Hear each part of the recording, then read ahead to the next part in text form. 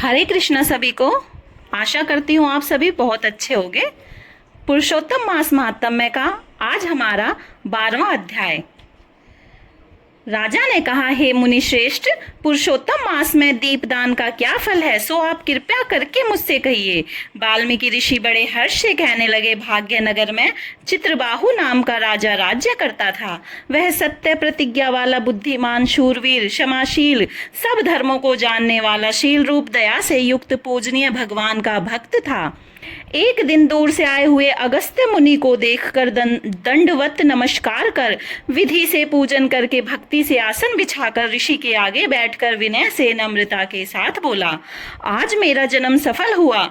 जो मुनिराज मुझ सेवक के घर पर आए, फिर सिर झुकाकर राजा हाथ जोड़कर कहने लगा, महाराज, मेरे यहाँ बहुत सी लक्ष्मी और अकंटक राज्य कैसे हुआ, और यह पतिव्रता स्त्री कैसे प्राप्त हुई? मैंने ऐसा कौन सा अच्छा कार्य किया था, यह सब कृपा करके मुझसे कहिए।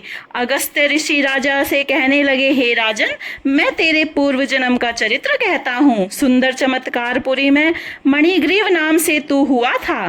तू नास्तिक, दुष्ट चरित्र वाला, कृतघ्न, खोटी बुद्धि वाला था, परंतु तेरी यह सुंदरी स्त्री मन, कर्म, वाणी से पति सेवा में परायण, पतिव्रता, महाभाग्यशाली, धर्म में निष्ठा वाली थी।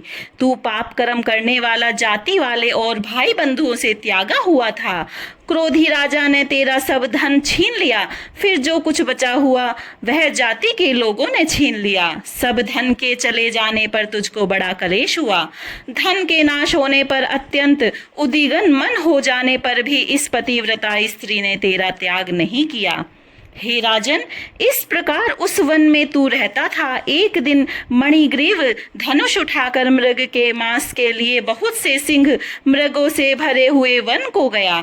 उस मनुष्य रहित वन के मार्ग में उग्रदेव के नाम से प्रसिद्ध एक मुनि दिशा भूलकर दोपहर होने से अत्यंत पीड़ित मूर्छित होकर वहां पर गिर पड़े।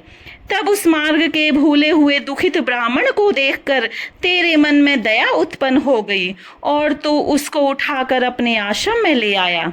तुम दोनों स्त्री पुरुषों ने उस उग्रदेव की अत्यंत सेवा की। तब यह महायोगी चेतना को प्राप्त होकर आश्चर्य करने लगा कि मैं कहाँ था और इस वन में मुझको कौन लाया।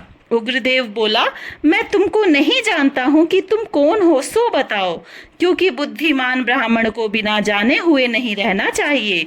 मणिग्रीव कहने लगा, हे ब्राह्मण, मैं भाई बंधुओं तथा जाति के लोगों से त्यागा हुआ मणिग्रीव नाम का शूद्र हूँ।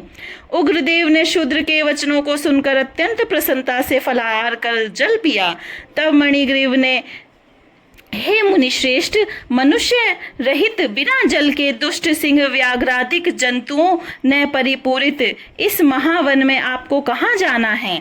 उग्रदेव जी बोले, मैं ब्राह्मण हूँ, प्रयाग जाने की इच्छा से इस अनजान वन में आ गया हूँ। तुमने मुझको जीवन दान दिया, अथा बताओ तुमको क्या प्रदान करूं? हे मणिग्रीव, किस दुख से तुम दोनों स्त्री पुरुषों ने वन का आश्रय लिया, सो मुझसे कहो, मैं तुम्हारे सब दुख दूर करने की चेष्टा करूंगा। अगस्त्य ऋषि कहने लगे, इस प्रकार स्त्री के सामने उग्रदेव के वचनों को सुनकर मणिग्रीव मुनीश्वर की प्रार्थना कर दरिद्रता रूपी समुद्र से पार उतारने के लिए अपने अत्यंत भयंकर अनेक कर्मों को सुनाने लगा। इति श्री 12वां अध्याय समाप्तम। राधे राधे।